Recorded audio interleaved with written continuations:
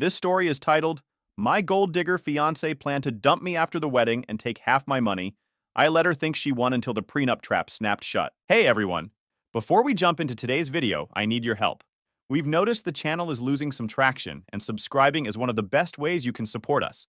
It's quick, free, and it helps us keep bringing you awesome content. Your support means the world. Let's keep this channel growing together. Thanks so much. Now let's start the video. Hey Reddit, figured I'd finally share this crazy story that happened to me last year. So I'm Cade, 30 male, working as a software dev for a healthcare company. Nothing super fancy, but I make good money. Enough to buy a house a couple years ago. Well, the bank owns most of it, but you know how it goes.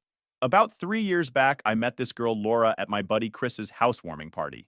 She was seriously hot, like that perfect combo of sexy, but also put together, you know. She worked in PR for some marketing firm downtown, or at least that's what she told me. We got talking about random stuff and totally hit it off. After exchanging numbers, we went on a few dates and things got serious pretty quick. Laura was always telling me how she'd never met anyone like me before, how amazing I was, how we were going to build this perfect life together. Looking back now, her compliments were always kinda excessive, but at the time it felt really good to hear that stuff. I introduced her to my friends and family after about 3 months. Everyone seemed to like her, though my sister Amy said something once like, she's very focused on your career, which I didn't think much about at the time. The first warning sign should have been meeting her mom, Diane. This woman was intense as hell. Within like 20 minutes of meeting me, she was already asking about my salary, if my company had good benefits, if I was planning to get promoted soon.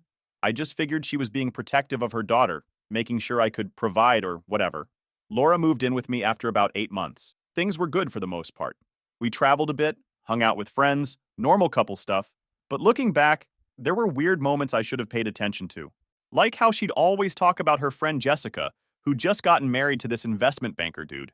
Laura would say things like, Jessica doesn't even have to work anymore if she doesn't want to, with this weird gleam in her eye. Or how she'd point out houses in fancy neighborhoods and be like, we'll live somewhere like that someday, right? About a year and a half in, Laura introduced me to her friends.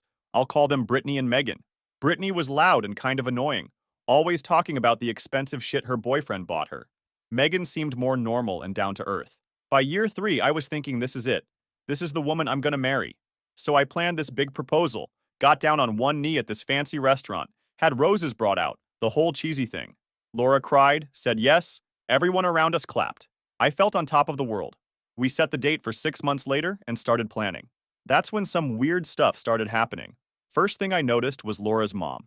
Diane suddenly became super involved in our lives. She'd come over like 3 times a week to help with wedding planning, but really she'd just drill me about my finances. Have you been contributing to your 401k, Cade? What's the equity in your house now, Cade? Do you get annual bonuses, Cade? It was annoying, but I figured she was just making sure her daughter would be taken care of. Then Laura started acting different. When we first got together, she was all about saving money, always looking for deals, clipping coupons, all that. But once we got engaged, she suddenly wanted the most expensive everything for the wedding. Top shelf open bar, fancy venue, designer dress. When I'd bring up the cost, she'd say stuff like, you only get married once, babe, with this weird little smile. The girls' nights with Brittany and Megan went from once a month to every damn week. Laura would come home late smelling like expensive wine and acting super affectionate, like way more than usual, almost like she was overcompensating. One night, I brought them some food they'd ordered and overheard Laura saying, just one more month of this and then, before they all went quiet when they saw me. Brittany gave me this weird smile and said, just wedding jitters talk. And they all laughed in this really fake way. I didn't really care. I thought it's just a girl's bees. Then there was the bank account thing. Laura brought it up casually at first, saying we should merge our finances to make wedding planning easier. I hesitated, not because I was completely against it, but because it felt a little rushed. She looked at me, her expression shifting. So, you don't trust me? Her voice had this edge to it, like she was genuinely hurt. It's not that, I said carefully. I just figured we'd do that after the wedding. For a second, she just stared at me, and I could tell she wasn't expecting me to push back. Then, just as quickly as she got upset, she waved it off with a little laugh. No big deal, we can wait. Her tone was light, almost too light. The switch felt too smooth, too rehearsed. I couldn't shake the feeling that my hesitation caught her off guard in a way she didn't like. But then, there was this day where I came home early from work and found Laura and her mom at our kitchen table with a bunch of papers spread out. They shoved everything into a folder when they saw me. Later, I realized they'd been going through my financial statements that had come in the mail. When I casually mentioned it, Laura claimed they were just organizing the office and happened to see them. About 2 months before the wedding, I started feeling really uneasy. Nothing I could really put my finger on, just a bunch of little things adding up. But I kept telling myself I was being paranoid. Pre-wedding jitters, cold feet, whatever. I loved Laura, and she loved me. That's what mattered. Then, everything started to shatter slowly. I was working late one night in my home office when Laura was upstairs. Her phone was on the kitchen counter and lit up with a text from Brittany. Normally, I'm not the snooping type, but the preview caught my eye. Did he agree to merge the accounts yet? Tick-tock, girl. Something about it just seemed off. Laura had been pushing the joint accounts thing pretty hard lately. I probably shouldn't have done it, but I picked up her phone. Laura always used the same password for everything. Her birth year. Not very security conscious for someone dating a tech guy.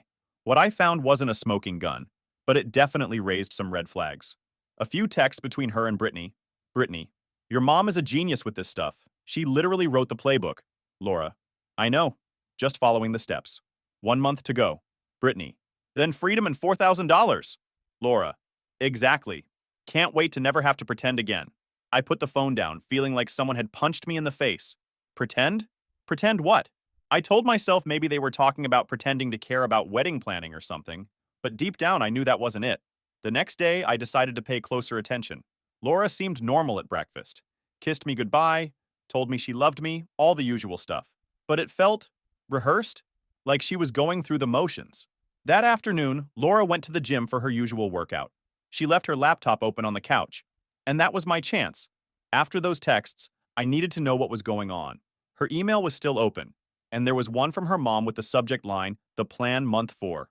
I clicked it.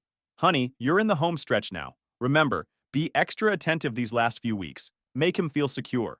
The prenup conversation might come up. If it does, act offended at first, then give in only if he offers you some kind of settlement clause. Brittany's cousin got $50,000 that way even though the main prenup was solid. Men are so easy when they think with their hearts. Love you, so proud of you. Holy fucking shit. I stared at the screen for like 10 minutes, trying to process what I was reading.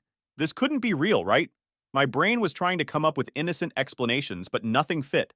I closed the laptop exactly how I'd found it and went for a drive to clear my head. Maybe I was misinterpreting things.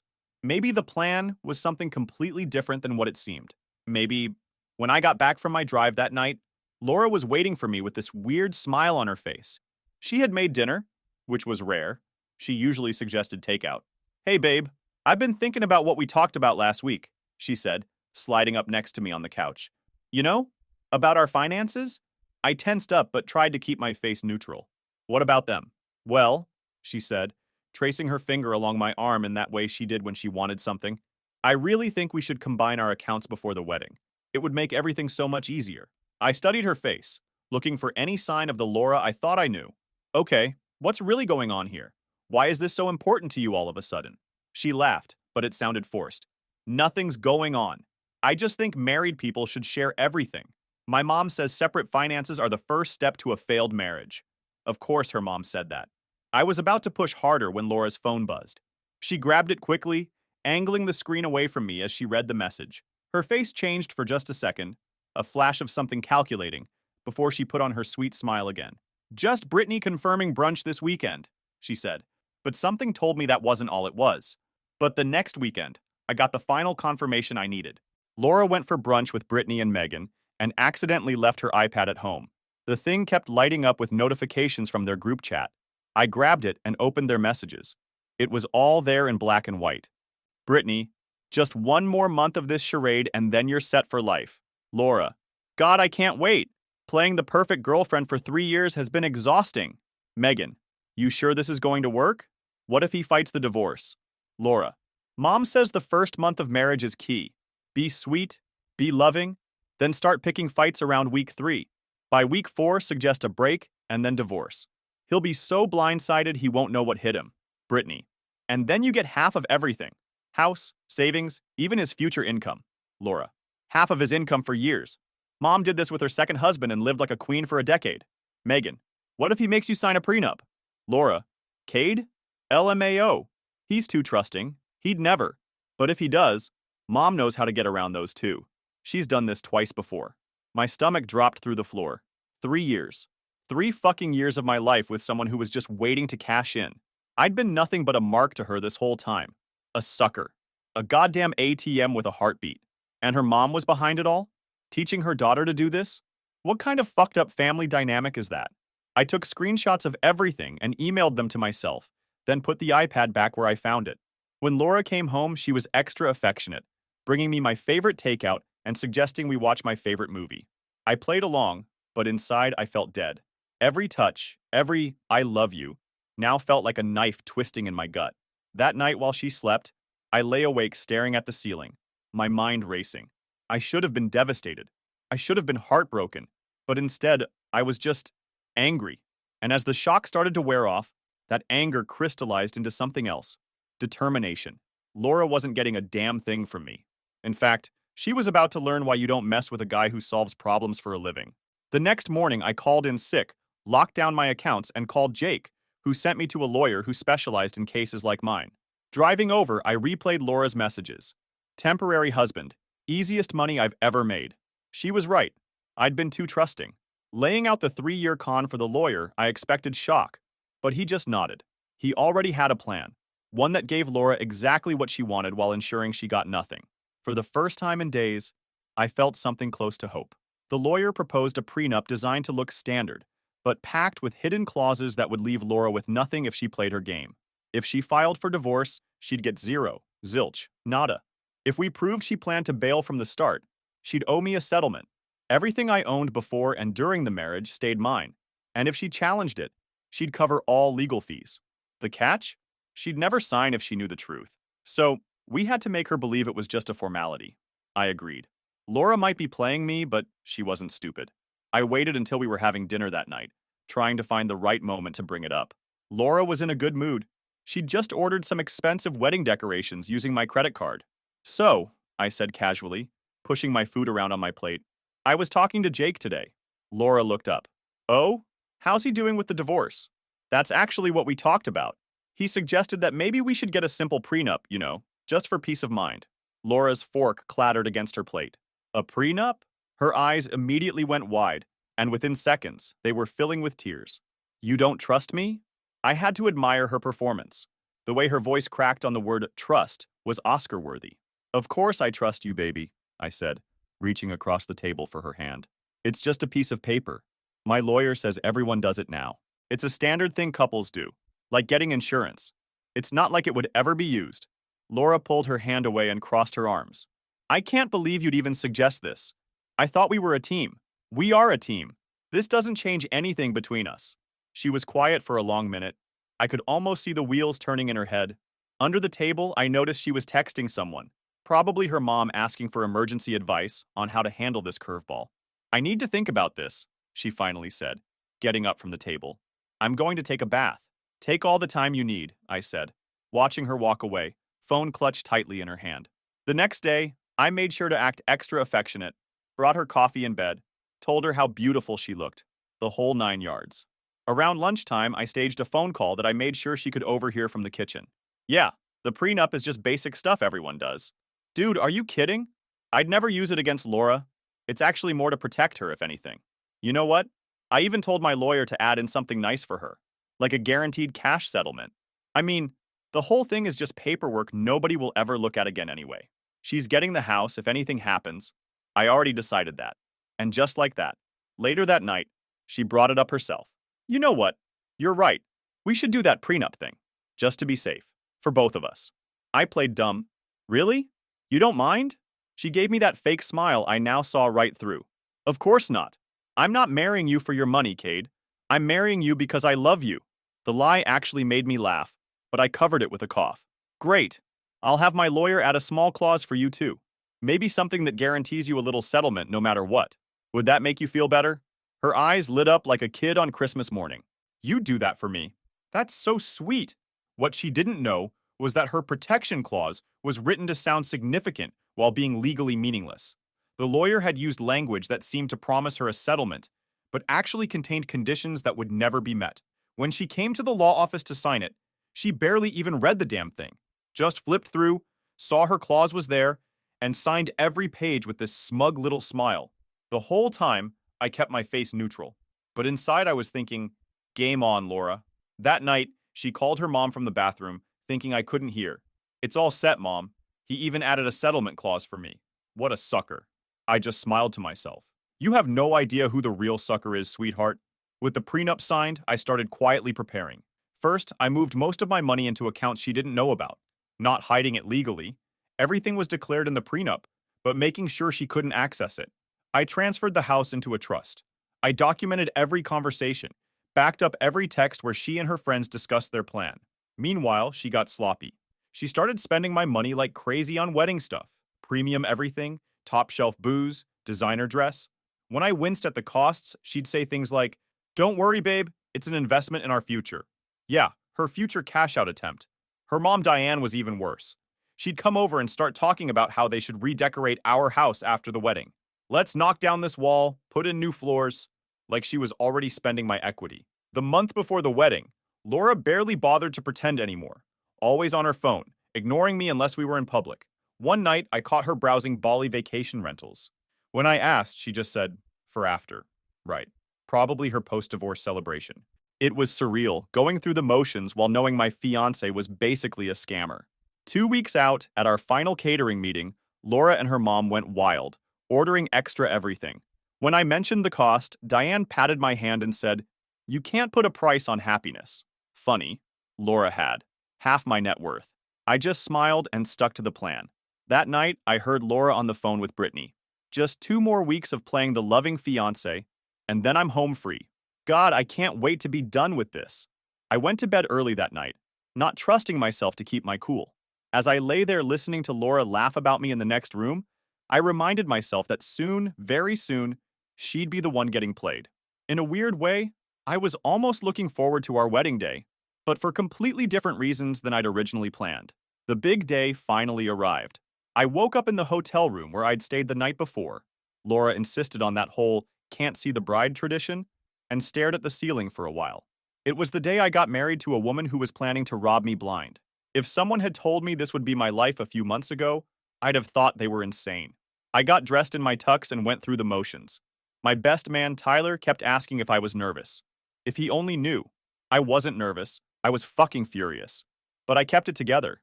Smiled for photos. Pretended everything was perfect. The ceremony was at this ridiculously expensive venue that Laura and her mom had picked out. String quartet, fancy flower arrangements, the works. I'd seen the bills. They'd gone with every premium option available, knowing I was footing the bill. When the music started and everyone stood up, I watched Laura walk down the aisle in her designer dress. She looked beautiful. I can't deny that. And to everyone watching, she probably looked like a woman in love, but all I could see was the predator behind the smile. The officiant started talking about love and commitment and honesty, and it took everything I had not to laugh out loud at the irony. Laura squeezed my hand during the vows, giving me these fake emotional looks. When she said "I do," I knew she was really saying, "I do want half your stuff." And when I said it back, I was thinking, "I do want to see your face when you realize your plan failed." After the ceremony, we took more photos. Laura kept whispering, "I love you," and "we made it," in my ear. Each time was like a knife twist, but I played along, told her she was beautiful, kissed her for the camera.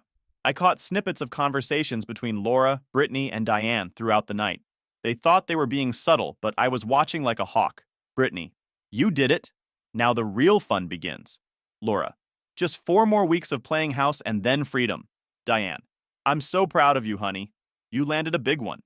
At one point, I was getting a drink at the bar when Megan approached me. She seemed uncomfortable. "Congratulations, Cade," she said, not quite meeting my eyes. "Thanks, Megan. Enjoying the party?" She glanced over at Laura and Brittany, who were taking selfies. "Yeah, it's great. You really love her, don't you?" I looked her dead in the eyes. "About as much as she loves me."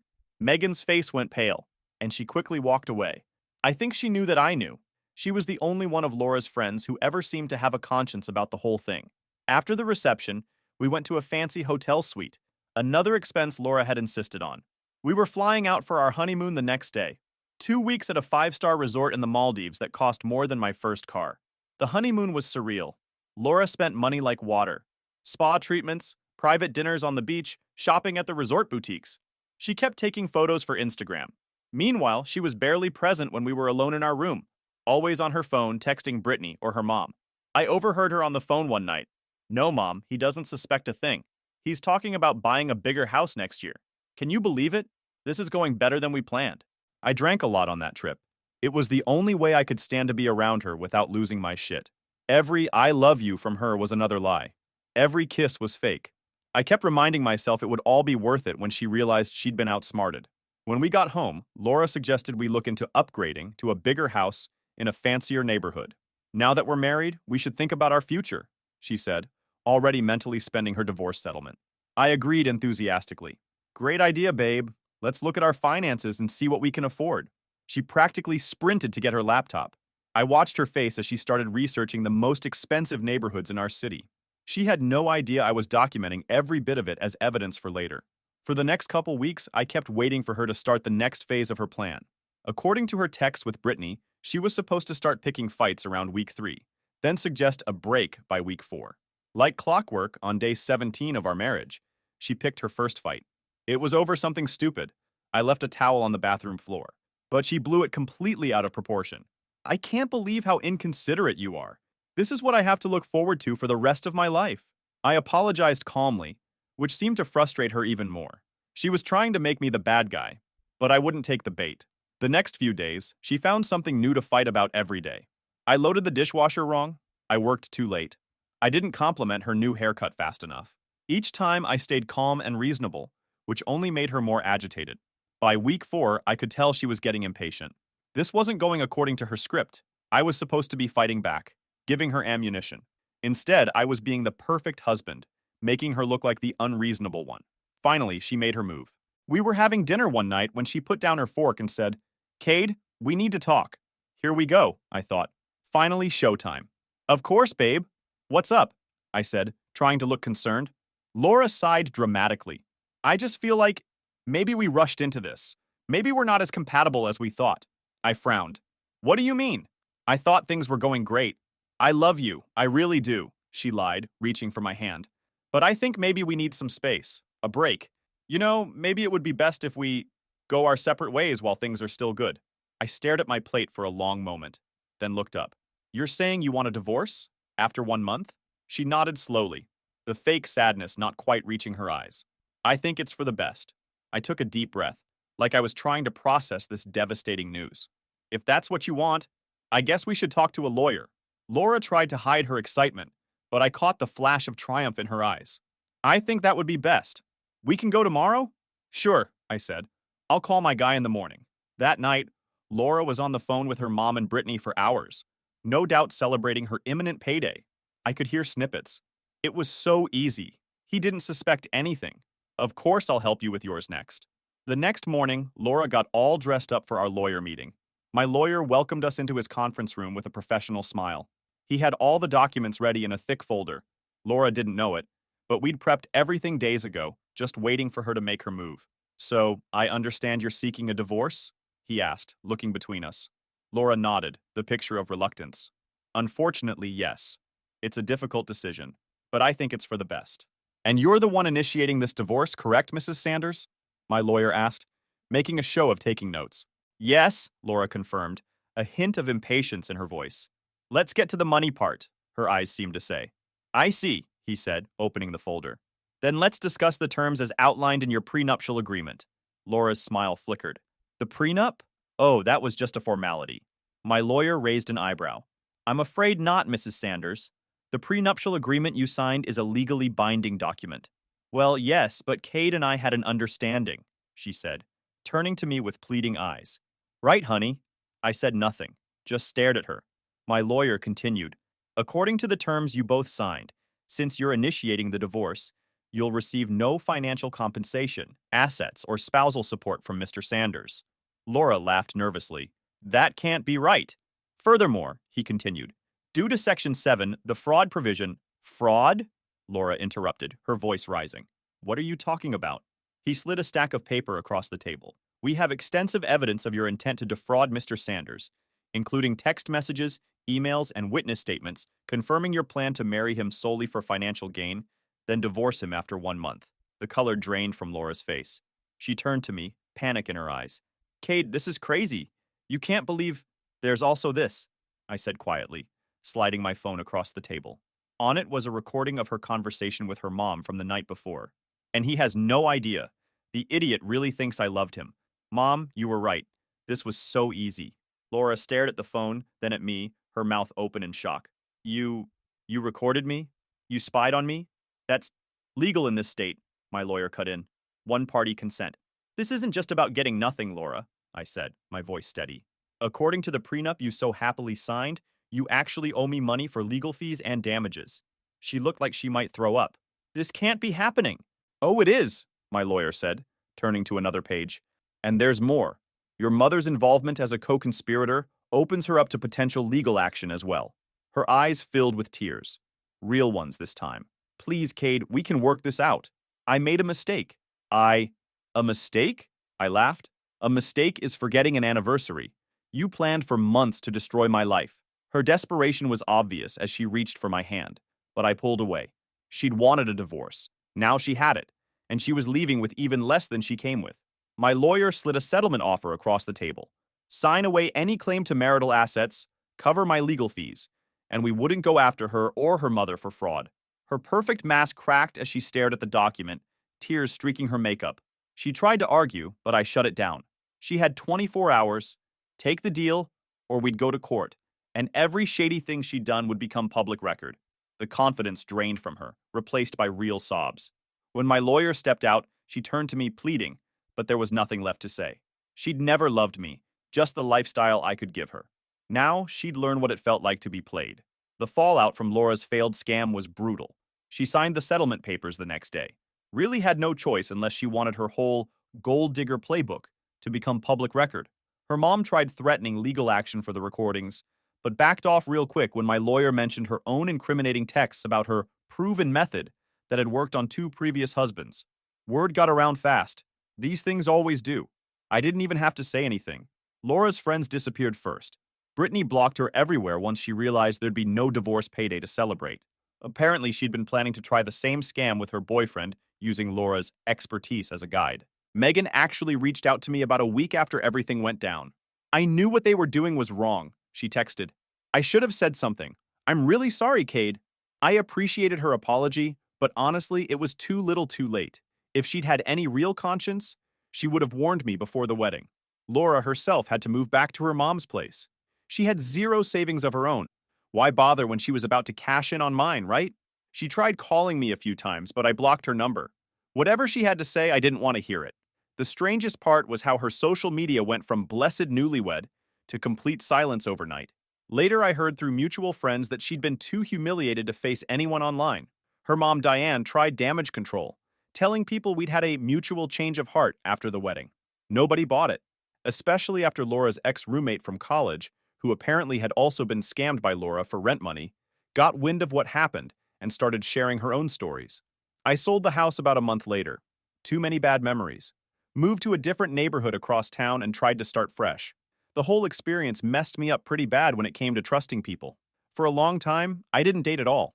Every compliment, every show of interest from a woman seemed suspicious. I kept thinking, what's their angle? What do they want from me? But about 3 months after everything went down, I was working on my laptop at this little coffee shop near my new place when my battery died. There was only one free outlet in the whole damn place, and someone was already sitting at the table next to it. Mind if I share your outlet? I asked, expecting to be told to get lost. She looked up from her book and smiled. Only if you share your Wi-Fi password too. Mine's not working. That was Kate, completely different from Laura in every way. A kindergarten teacher who drove a beat-up Honda and lived in a tiny apartment with 2 rescue cats. On our first date, she insisted on splitting the bill, nearly wrestling me for the check. I can pay for my own pasta, she laughed. I'm not looking for a sugar daddy. After Laura, those were the most beautiful words I'd ever heard. It took time to let my guard down. I kept waiting for the mask to slip, for Kate to reveal some hidden agenda. But there was never anything to find. She was just real. The kind of person who would spend her last $20 on food for a homeless guy outside the grocery store. I finally told her the whole Laura story about 3 months in. I expected her to think I was paranoid or damaged goods. Instead, she just held my hand and said, "She didn't deserve you. And not all women are like that." We've been together 8 months now. Last week, Kate's car broke down completely. The repair bill was more than the car was worth. I offered to help her buy a new one. "Absolutely not," she said firmly. "I appreciate it, but I've been saving up. I'll get a used one I can afford." 2 days later, I came home to find her excitedly showing me pictures of a 10-year-old Toyota she'd bought with her savings. It had over 100,000 miles and a slightly dented fender. "Isn't she beautiful?" Kate beamed. Looking at her proudly showing off her sensible, affordable car, I realized that there are still good people out there. People who want to build something real with you, not just take what you have. And yeah, that's where I am now, Reddit. Still a work in progress, still healing, but finally looking forward instead of back. And if there's one thing I've learned from this whole mess, it's that there are good people out there. You just have to be smart about finding them.